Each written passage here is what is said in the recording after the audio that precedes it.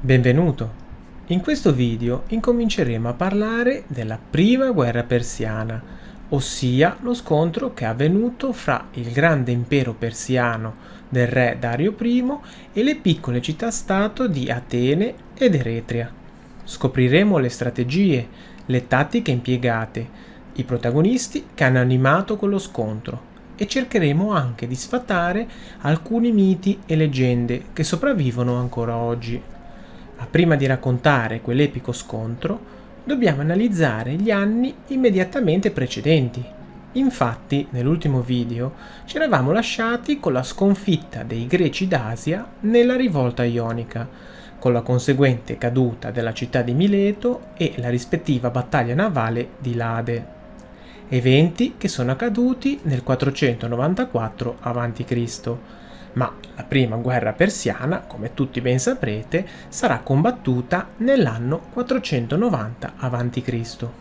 Ed ecco che arriviamo al tema di oggi: raccontare che cosa è successo nell'arco di quei 4 anni, sia dal lato persiano, sia dal lato greco. E scopriremo come gli uni e gli altri abbiano messo in campo strategie, sotterfugi e intrighi politici in molteplici campi, tutto finalizzato ad assicurarsi la vittoria nell'imminente guerra che stava per arrivare, uno scontro di civiltà, l'Occidente contro l'Oriente. Buona visione.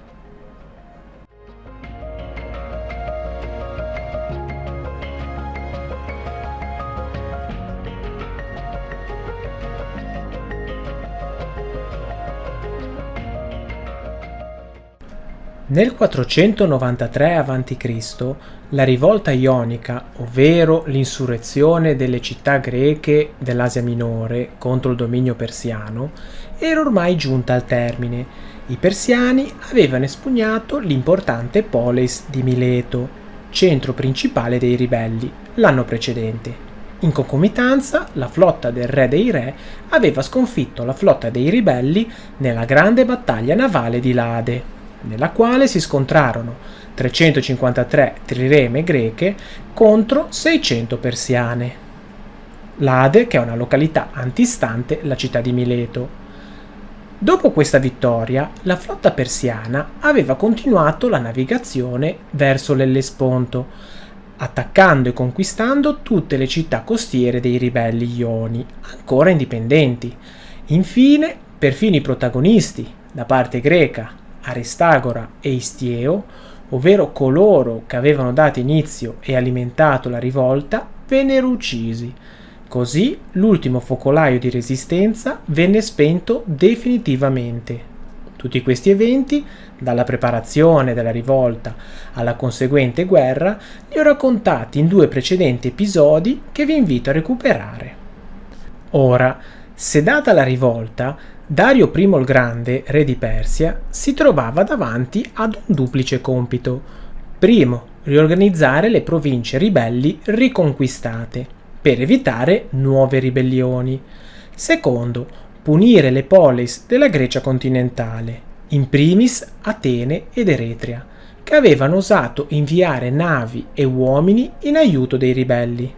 Anche perché, se vi ricordate, il gran re Dario aveva ordinato a un suo servitore di ricordargli, almeno 3 volte al giorno, la promessa di vendicarsi dei distruttori dei templi di Sardi, con le seguenti parole: «Signore, ricorda gli ateniesi».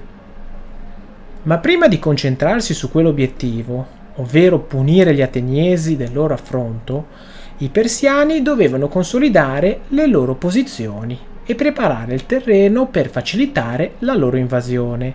E a tal proposito, contro ogni aspettativa di brutale vendetta, il satrapo, ossia il governatore persiano di Sardi, Artaferne, impose una pace sorprendentemente pragmatica. Come ci racconta lo storico greco Erodoto, obbligò le città della Ionia a stipulare trattati di arbitrato, ossia accordi tra loro, per risolvere le controversie interne senza ricorrere all'uso delle armi e alle ruberie. Ma soprattutto ricalcolò i tributi basandosi sulla rendita catastale dei terreni. Infatti, diede ordine di misurare il paese in parasanghe, che era l'unità di misura tipica dei persiani, ed era equiparabile a circa 30 stadi greci, ovvero 6 chilometri odierni, mantenendo a livelli equi e rifacendosi ad imposte precedenti la rivolta. Un livello di tassazione che durerà molti anni. Infatti Erodoto ci dice che ancora ai suoi tempi, quindi alla metà del V secolo a.C., erano imposte ancora vigenti. Non c'è da stupirsi, queste province erano state molto ricche e soprattutto grazie alla manifattura e ai commerci. Farle tornare in pista il prima possibile era un vantaggio anche per i persiani. Infatti, da quella produzione e dai commerci, gli esattori del Gran Re avrebbero tratto profitto. Inoltre, questa mossa serviva a stabilizzare il fronte interno, prima di poter progettare delle nuove campagne militari a Occidente. Il risultato di questa grande magnanimità e generosità portarono i loro frutti. Infatti, appena 13 anni dopo, durante la spedizione del Gran Re Serse, durante la seconda guerra persiana, le varie città della Ionia forniranno alla flotta del Gran Re centinaia di triremi. Dopo aver ripristinato e consolidato la sua posizione nella Ionia, nella primavera del 492 a.C., Re Dario passò all'azione, ideando un'operazione militare che iniziasse a mettere pressione sui greci del continente, affidando un imponente comando congiunto, terrestre e navale, a suo genero, il giovane e ambizioso generale Mardonio, il quale poco prima aveva sposato la figlia del re Dario, Artozostre.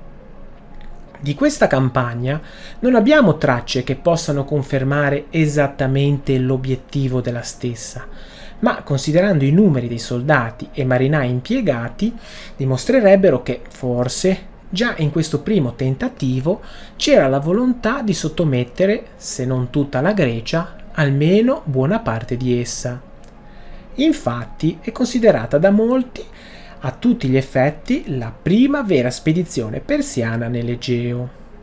L'obiettivo ufficiale presunto era quello di punire Atene e Eretria, ma la direttrice strategica di avanzata scelta da Mardonio rivela un piano molto più ampio: mettere in sicurezza la via di terra attraverso la Tracia e la Macedonia per creare una testa di ponte verso la penisola greca, con lo scopo ultimo di conquistarne tutto il territorio. Radunata la flotta presso la regione della Cilicia, l'odierna Anatolia meridionale, Mardonio fece rotta per la Ionia ed arrivò sulle coste dell'Asia Minore nella primavera di quell'anno. Qui compì un atto politico rivoluzionario, raccontato con stupore perfino dallo storico Erodoto. Depose infatti tutti i tiranni greci filo-persiani delle polis della Ionia, che ricordiamo erano stati nominati dagli stessi persiani per tutelare i loro interessi, e vi istituì delle democrazie. Questo era un atto straordinario e non scontato. Infatti i persiani non riuscivano a percepire la democrazia come una forma di governo ed erano assolutamente contrari. Basta pensare alla loro forma di governo, ovvero un'autocrazia dove il sovrano, il re dei re, deteneva tutto il potere e lo gestiva in modo assoluto. Tuttavia, non fu un mero atto di generosità. Il re Dario aveva compreso che i tiranni locali erano odiati, instabili e per niente in sintonia con il popolo da loro governato. Ricordiamo l'incipit della recente rivolta ionica. Concedendo perciò la democrazia ai disillusi ioni, la Persia si assicurava la loro lealtà, o almeno la loro neutralità. Anzi, i persiani con questa abile mossa si assicurarono la disponibilità delle esperte ciurme greche, che andarono ad ingrossare i ranghi della flotta imperiale, già di per sé molto numerosa. Nell'estate del 492 a.C., la flotta persiana si era radunata presso la città di Abido. un hub strategico situato sulle coste della Troade, nell'Ellesponto, assieme alle forze dell'esercito di terra. I contingenti riuniti attraversarono l'Ellesponto. L'esercito scelse la via di terra che costeggiava la costa, mentre la flotta fungeva da scorta e da supporto logistico all'esercito di terra. Mardonio marciò lungo la costa della Tracia meridionale, sottomettendo tutte le popolazioni locali che non erano ancora sotto il controllo achemenide, o ripristinando il controllo su quelle popolazioni che, avendo approfittato della rivolta ionica, avevano allentato i rapporti con la Persia. In effetti, tutti i popoli ad oriente della Macedonia erano già stati sudditi o vassalli del Gran Re, poiché erano stati sottomessi a seguito della spedizione di Dario I contro i nomadi sciiti, una ventina di anni prima. L'isola di Taso, prospiciente alla costa tracia, famosa e conosciuta perché ricchissima di miniere d'oro, sebbene non avesse partecipato direttamente alla rivolta, si arrese senza combattere all'arrivo della grande flotta persiana. Successivamente l'esercito di terra penetrò in Macedonia.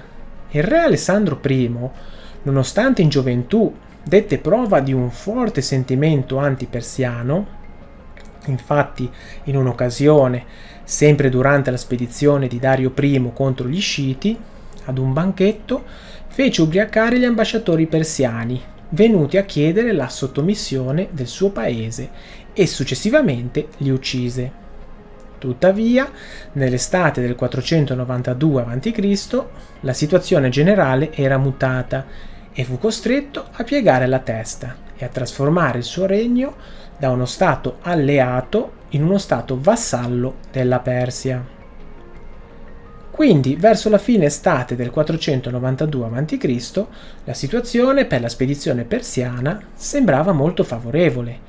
Infatti, erano già stati sottomessi molti popoli ed insediamenti. L'esercito proseguiva la sua marcia via terra, mentre la flotta, arrivata alla città di Acanto, ricevette l'ordine di doppiare la penisola calcidica.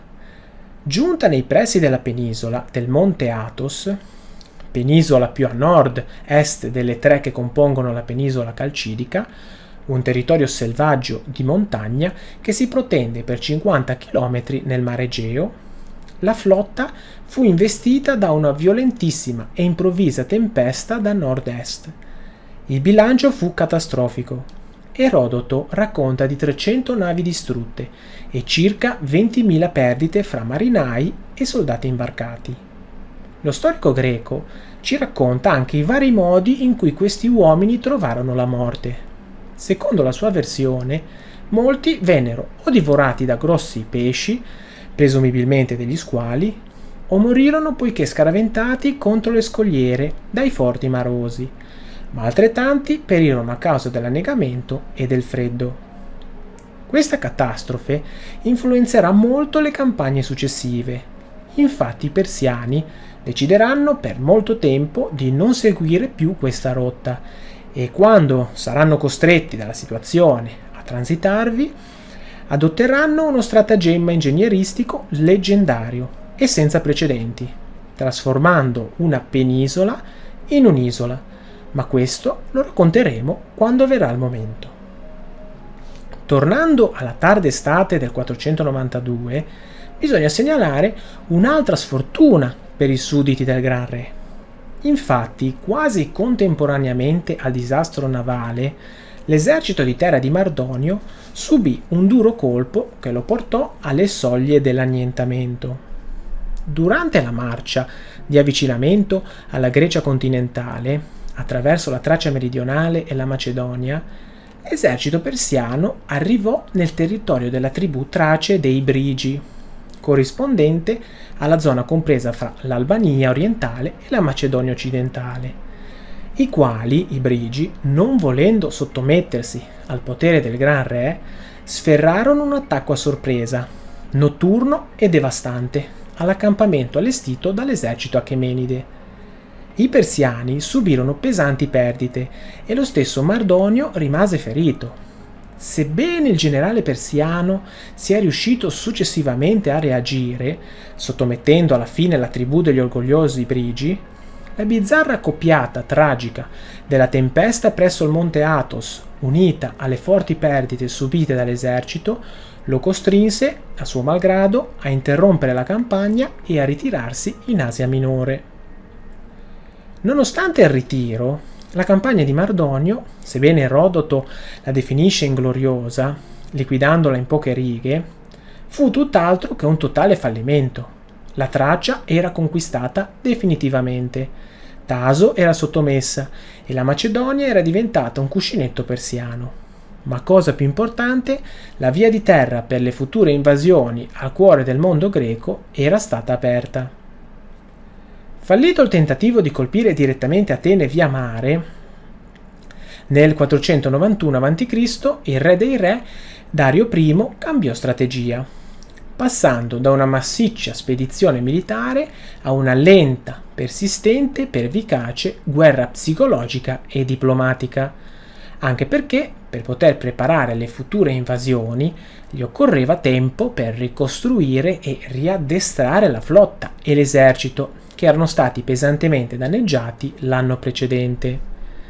Innanzitutto, il re dei re inviò ambasciatori presso l'isola di Taso, poiché venne a sapere di presunti tentativi di rivolta, rivelatisi falsi, ma abbastanza credibili da spingerlo a chiedere la distruzione delle imponenti mura a difesa della città e alla consegna delle triremi dell'isola.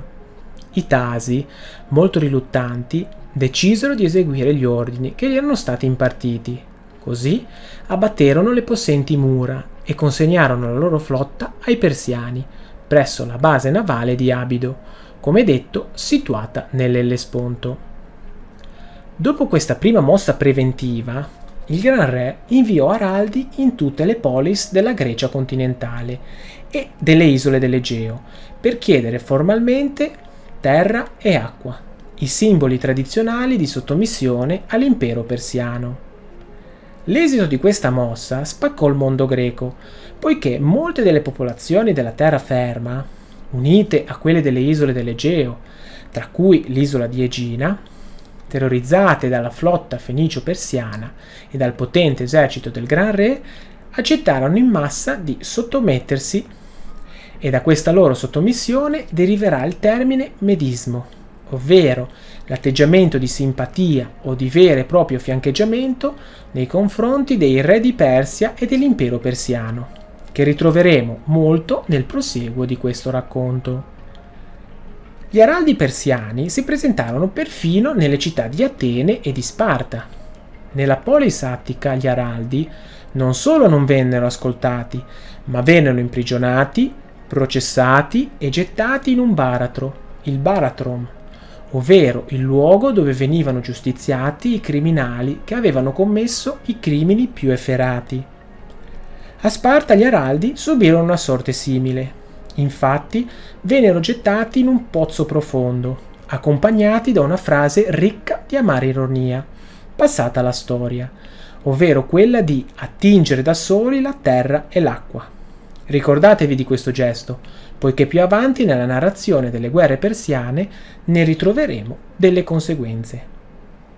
L'espressione ambasciator non porta pena è di uso comune e sta a significare che il latore del messaggio, qualunque esso sia, non deve subire le conseguenze che può suscitare il messaggio alle orecchie di chi lo ascolta. Lui è solo un messaggero.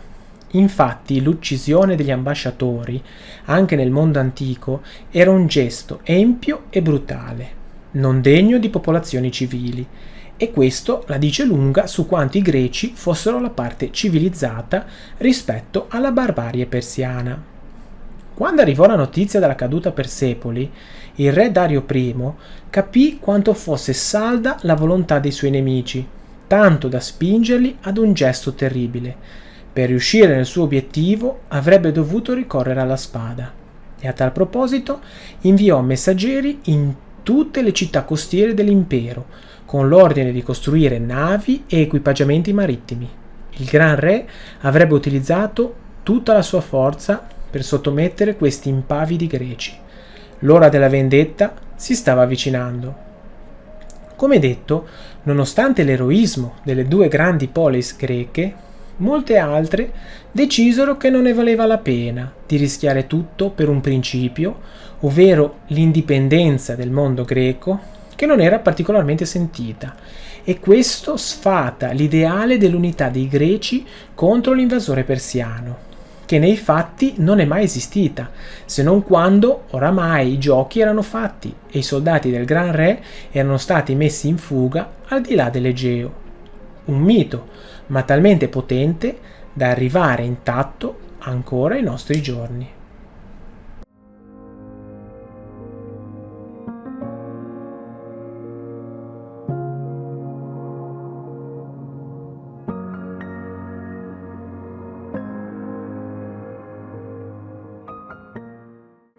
Fra le tante poleis che si sottomisero al potere persiano, la sottomissione dell'isola di Egina, situata nel Golfo Saronico, proprio di fronte ad Atene e al Pireo, fra tutte scatenò una crisi violentissima.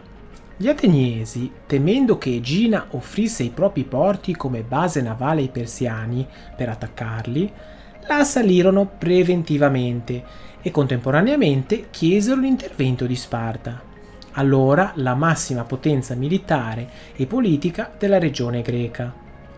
Il re spartano Cleomene I, figlio di Anassandrida, che simpatizzava per la causa ateniese, si recò a Egina per arrestare i leader filopersiani, ma fu ostacolato da Crio, figlio di Policrito, il quale affermava che non poteva arrestare nessun egineta, poiché non era stato autorizzato dallo Stato spartano, ma bensì si muoveva poiché corrotto dall'oro ateniese. Queste parole furono suggerite a Crio dall'altro re spartano, Demarato, figlio di Aristone. Ricordiamo che a Sparta vigeva una diarchia, i re appartenevano alle due grandi famiglie reali, degli Agiadi e degli Euripontidi, il quale lo accusò segretamente di agire senza il consenso della città. Queste accuse erano mosse principalmente dall'invidia e dal rancore che Demarato provava per il suo collega. Cleomene, ritirandosi da Egina, tornò a Sparta. Venuto a sapere degli intrighi e delle calunnie di cui era oggetto, decise che avrebbe deposto il suo collega, nonché l'altro re, ossia Demarato. Cleomene si era aggrappata al fatto che Demarato era il figlio della terza moglie di Aristone, il quale l'aveva sposata poiché non era riuscito ad avere figli dalle prime due. Questa volta Aristone ottenne il tanto bramato erede, ossia Demarato, il quale tuttavia nacque quando ancora non erano passati 10 mesi dal matrimonio della coppia e quindi per tutta la sua vita era stato seguito da voci e bisbigli riguardo alla sua vera ascendenza e sulla paternità. Grazie ad un astuto stratagemma, unito all'inganno e alla corruzione, infatti a seguito di una forte somma di denaro, Cleomene riuscì a corrompere la stessa profetessa Periallo, la Pizia dell'oracolo di Delfi, affinché dichiarasse Demarato figlio illegittimo. Così facendo, Cleomene riuscì a destituire e a far fuggire il suo collega Demarato.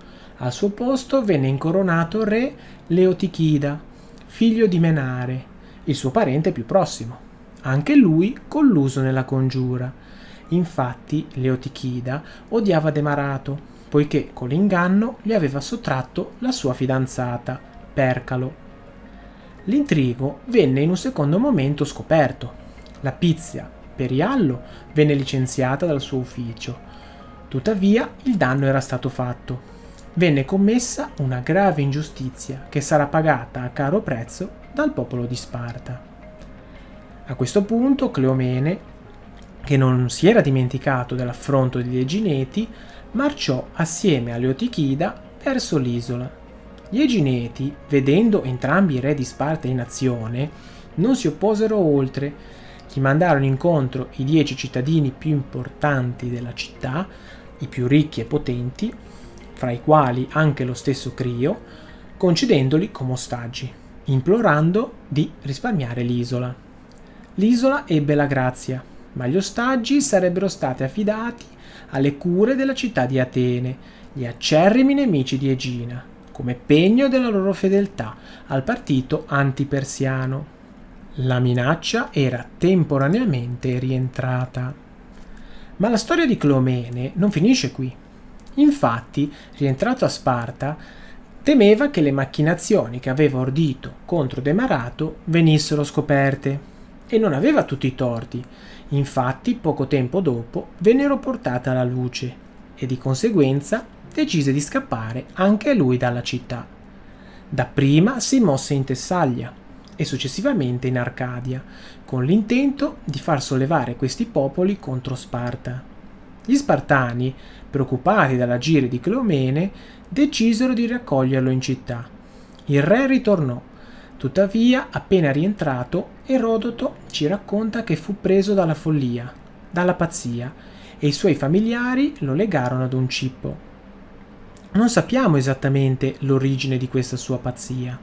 Erodoto ci fornisce alcune versioni. La prima, nella quale ad intervenire innescando la pazzia di Cleomene sono addirittura gli dei. Infatti, alcuni anni prima, il re spartano, a seguito di una battaglia contro la polis rivale di Argo, per snidare gli opliti argivi che si erano rifugiati in un bosco sacro ad Argo, gli dette fuoco, compiendo un massacro e attirandosi così l'ira degli dei. La seconda, diffusa fra gli Spartani, alludeva al fatto che Cleomene si fosse abituato a bere il vino alla maniera degli Sciti, ossia puro, akraton in greco antico, ovvero senza l'aggiunta di acqua, miele o altre sostanze diluenti. La prerogativa di bere vino puro per i greci era riservata solamente agli dei e quindi insostenibile per uomini normali. Indipendentemente dal fatto che lo portò alla pazzia, legato da vari giorni al cippo, Cleomene si contorceva e delirava, implorando un pugnale. Alla fine un ilota, posto di guardia, cedette e gli consegnò il suo pugnale.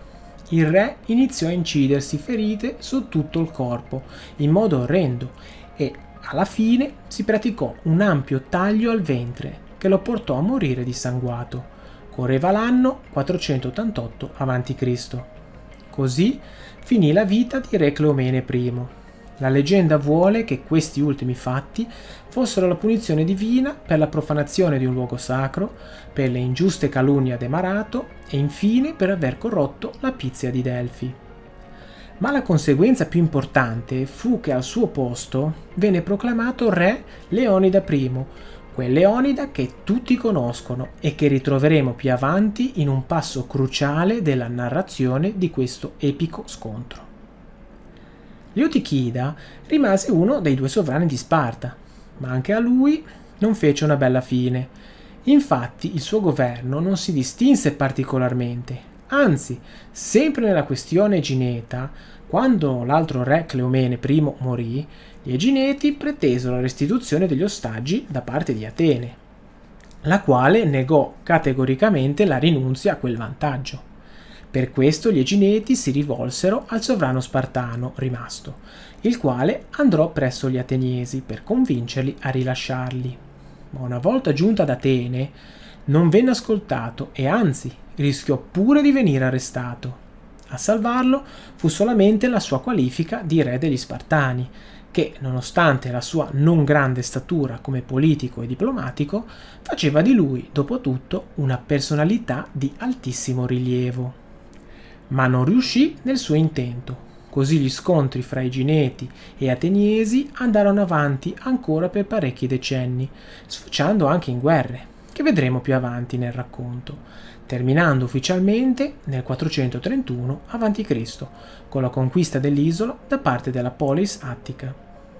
Infine, re Leotichida, in una successiva campagna militare in Tessaglia, nonostante avesse avuto l'opportunità di conquistare l'intero territorio, si lasciò corrompere accettando una grande quantità di denaro, ma venne scoperto e per evitare di presentarsi dinanzi al tribunale preferì la fuga. Si diresse presso la città di Tegea e lì morì da esule. Per quanto riguarda Demarato, l'ex re di Sparta, come detto, prima fuggì dalla città. Dapprima si mosse verso l'Elide, con la scusa di andare a consultare nuovamente l'oracolo di Delfi, ma gli Spartani, credendo invece che tentasse una fuga, lo inseguirono. Demarato allora si diresse verso Zacinto. Lì venne catturato assieme ai suoi servi. Tuttavia i Zacinti, gli abitanti dell'isola, non vollero consegnarlo agli Spartani e di conseguenza lo lasciarono fuggire. Per ironia della sorte, dopo tutte queste peripezie, Demarato cercò rifugio proprio alla corte del gran re Dario I, che, visto il suo grande spessore come uomo politico e militare, che in molteplici occasioni aveva dato lustro alla sua Sparta a livello internazionale, gli concesse terre e città, diventando un consigliere chiave dei persiani, e lo ritroveremo con i suoi consigli e strategie nelle future operazioni militari della Grecia. Ma prima di proseguire nel racconto dell'effettiva prima guerra persiana, dobbiamo parlare di alcuni avvenimenti e di alcuni personaggi che sono avvenuti nella grande polis di Atene, che con la sua appassionata ostinazione a resistere all'invasione del potente impero persiano si è guadagnata un posto d'onore come animatrice del pensiero e della volontà di indipendenza dei greci, libertà che molto probabilmente senza il suo intervento sarebbe stata sottratta dal re dei re. Innanzitutto dobbiamo raccontare brevemente la parabola politica di Atene. Infatti, nel periodo che stiamo analizzando, la polis attica non era una democrazia di lungo corso. Infatti, aveva conquistato questa particolare forma di governo appena qualche decennio prima. È sempre stata una città piena di contraddizioni. Infatti, era presente una forte componente aristocratica, che era espressione di un mondo più rurale e contadino. Ma essendo l'Attica una regione abbastanza povera e poco fertile, fin da tempi remoti Atene divenne un importante centro commerciale e di scambio, affacciato sul mare Egeo, e di conseguenza la nobiltà era rivaleggiata da un forte e crescente ceto medio, che nasceva fra i bottegai, i commercianti e i naviganti. Le tensioni ormai andavano avanti da parecchi anni, dissidi che avrebbero in alcuni momenti portato anche alla guerra civile. Ma all'inizio del VI secolo a.C., il magistrato Solone, figlio di Essecestide, cercò di migliorare il complicato sistema politico ed economico della città. Questo suo sforzo è passato alla storia come la riforma di Solone. Tuttavia egli non riuscì appieno nella sua opera e verso la metà del secolo Pisistrato, parente dello stesso Solone, sfruttando la debolezza delle istituzioni, organizzò un colpo di Stato con l'appoggio delle classi borghesi.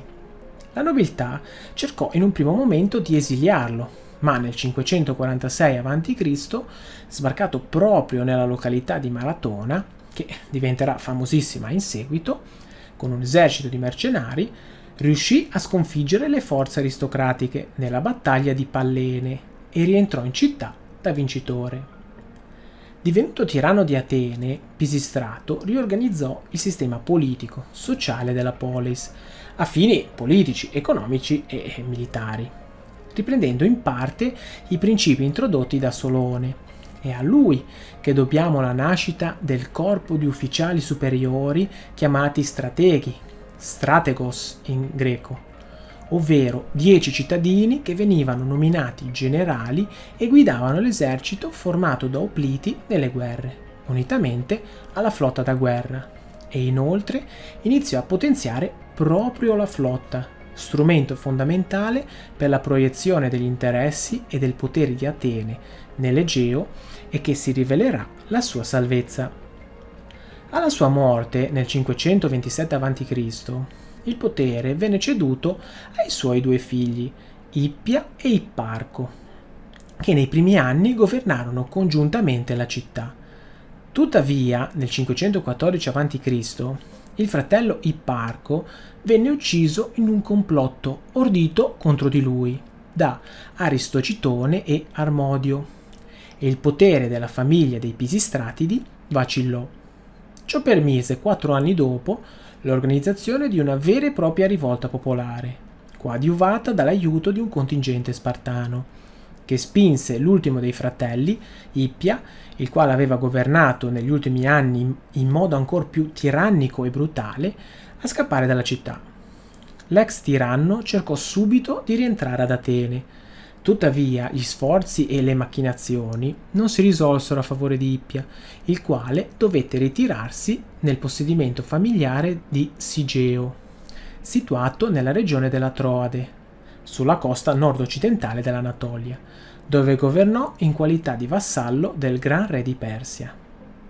Ma Ippia non dimenticò la sua cacciata dalla città e durante il corso della sua vita cercò disperatamente di rientrarvi. In un primo momento cercò l'aiuto degli Spartani, che già allora iniziavano a temere la grande crescita del potere di Atene, ma questo tentativo si risolse in un nulla di fatto.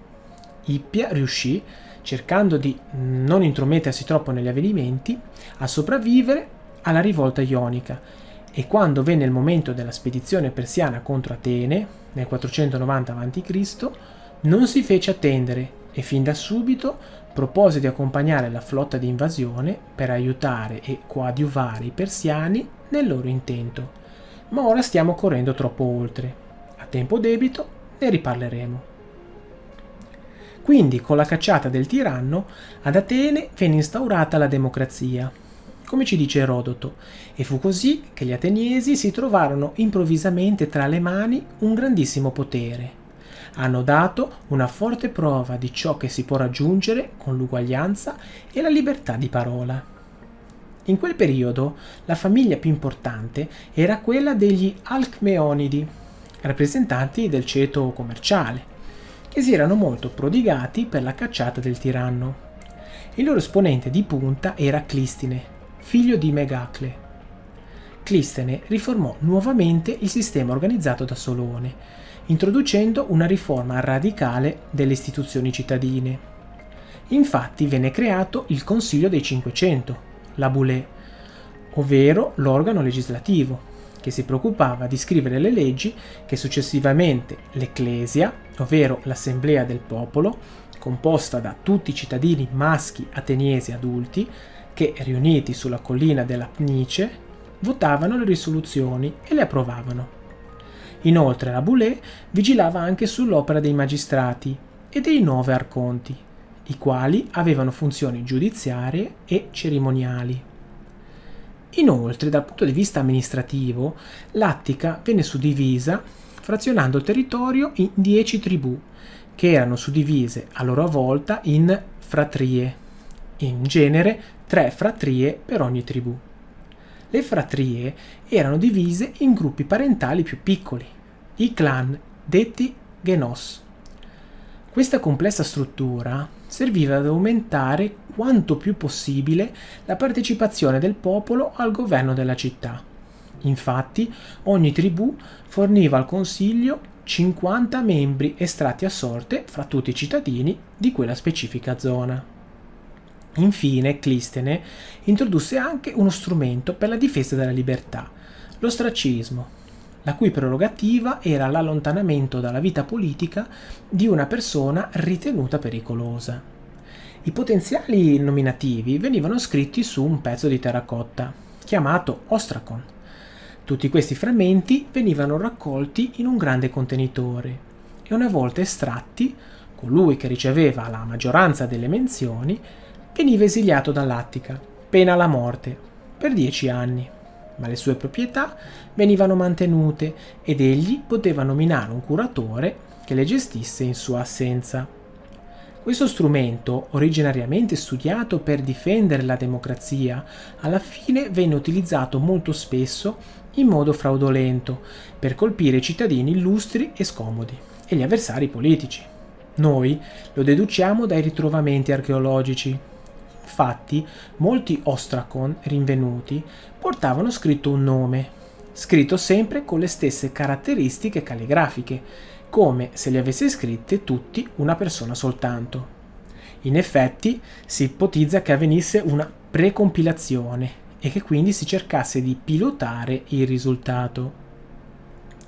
Nonostante tutto, in questo contesto dobbiamo segnalare due figure che si sarebbero rivelate centrali nello svolgimento delle vicende oggetto di questo epico scontro e che, se non fosse stata instaurata la democrazia ad Atene, difficilmente sarebbero passate alla storia. Sto parlando di due uomini politici e strateghi militari molto famosi, ma tuttavia abbastanza diversi, ossia Milziade e Temistocle. Due uomini che dettero del filo da torcere al potente impero persiano. Milziade, figlio di Cimone, nacque attorno al 550 a.C. in una delle famiglie più aristocratiche e influenti di Atene, i Filaidi. Il giovane Milziade crebbe in un ambiente di grande prestigio e potere politico. La svolta della sua carriera arrivò attorno al 516 a.C., quando fu inviato dal tiranno Ippia nel Chersoneso Tracico, l'odierna penisola di Gallipoli in Anatolia, per sostituire suo fratello Stesagora, che era morto senza eredi. Una mossa strategica per rafforzare il controllo ateniese su una regione vitale per i rifornimenti di grano alla città dal Mar Nero, sempre in nome ovviamente della famiglia dei Pisistratidi. Lì si impose con una determinazione davvero esemplare. Riuscì a catturare tutti i notabili del Chersoneso e assoldò 500 ausiliari per controllare il territorio, ed infine sposò la principessa tracia Egesipile, figlia di Oloro, re dei Traci, governando come un vero e proprio signore locale. Tuttavia, l'espansione dell'impero persiano lo costrinse presto a fare i conti con la realtà. Milziade fu obbligato a sottomettersi al re Dario I, accompagnandolo persino nella sua spedizione contro gli sciiti del 513 a.C. Durante questa campagna dimostrò già la sua lungimiranza e il suo spirito antipersiano, suggerendo invano di tagliare il ponte sul Danubio per intrappolare il re dei re in territorio nemico, come venne suggerito dai guerrieri sciiti. La vera rottura con i persiani si consumò però nel 499 a.C., quando Milziade decise di appoggiare apertamente la rivolta ionica contro il dominio di Dario. Il fallimento della ribellione lo costrinse a fuggire precipitosamente sull'isola di Imbro dal Chersoneso per scappare alla vendetta del Gran Re. Tornato ad Atene nel 493 a.C., dovette difendersi dalle accuse di tirannia mosse dai suoi avversari politici durante il suo governo del Chersoneso, ma nonostante tutto venne brillantemente assolto grazie alla sua profonda conoscenza del nemico persiano. Nominato stratego proprio per le sue competenze militari e la sua determinazione, Milziade si ritrovò così alla vigilia della prima guerra persiana, pronta a guidare i suoi concittadini e a imprimere il suo nome nella storia millenaria della Grecia. A differenza di Milziade, Temistocle, nato attorno al 524 a.C., non apparteneva alla grande aristocrazia tradizionale. Era di origini più umili, figlio di un ateniese di media estrazione di nome Neocle e di una donna straniera, presumibilmente tracia o di Alicarnasso. Questo non gli impedì di farsi strada grazie all'intelligenza fuori dal comune, un'ambizione smisurata e una straordinaria capacità di leggere i tempi. Con le riforme democratiche di Clistine, Temistocle trovò il terreno ideale per la sua scalata politica. Fin da subito si concentrò sull'ottenere il consenso degli ultimi, quelli che non interessavano a nessuno. Infatti, come ci racconta lo storico Tom Holland, corteggiò i poveri e quelli, non abituati a essere amati, lo amarono a loro volta, girando le taverne, i mercati, i banchetti e facendo propaganda dove nessuno aveva pensato di farla prima di lui, assicurandosi di non dimenticare il nome di nemmeno uno di quelli che votavano. Temistocle aveva messo gli occhi su un tipo di elettorato radicalmente nuovo. Grazie a questa perspicace opera di propaganda politica venne eletto arconte, uno dei massimi magistrati di Atene, già nel 493 a.C.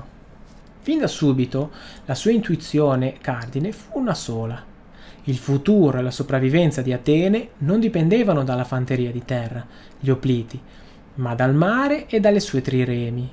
Durante il suo arcontato, che durava un anno, diede inizio ai lavori per trasformare il Pireo nel porto fortificato della città, sostituendo la vecchia e insicura spiaggia del Falero come luogo d'approdo delle navi. Per molti storici questo è l'inizio del potere navale di Atene sull'Egeo. Temistocle, prendendo a modello il principio esposto da Ecateo di Mileto, grande geografo e storico greco dell'Asia Minore, che lo aveva espresso presso il Consiglio di Mileto durante la recente rivolta ionica, ovvero egli affermò che gli Ioni potevano tenere testa ai Persiani in un solo modo, ossia costruendo una grande flotta per scontrarsi in mare, e ovviamente, come ben sappiamo, in quell'occasione nessuno recepì il messaggio, ma Temistocle invece lo riprese e lo rimodellò sulla sua città, un importante centro commerciale che doveva munirsi presto di una poderosa flotta militare, innanzitutto per non temere i suoi vicini, come ad esempio gli Egineti, e in secondo luogo per farsi trovare pronto quando il re dei re sarebbe giunto per reclamare la sua vendetta. Inoltre questo ampliamento giovava anche alla platea dei suoi elettori e sostenitori, infatti si dava lavoro alle varie maestranze locali e, con la costruzione di nuove navi, sarebbero stati reclutati nuovi equipaggi, formati prevalentemente da poveri, l'elettorato prediletto dello statista Temistocle. Adesso che abbiamo analizzato gli schieramenti e i protagonisti, siamo pronti per affrontare la prima grande sfida per Atene, Sparta e i loro alleati, la prima grande invasione persiana, che, nonostante i pronostici scontati, avrebbe rivelato delle sorprese, sia per i persiani, che impararono a loro spese quanto fossero forti e caparbi i loro nemici, e anche i greci, che scoprirono la loro grande forza, che, se riunita, poteva tenere testa all'impero più grande del loro tempo.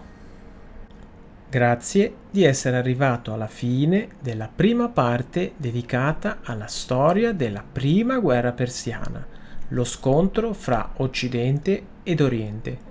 Se il video ti è piaciuto, ti invito a mettere like, a condividere il video e a iscriverti al canale. Un caro saluto, a presto!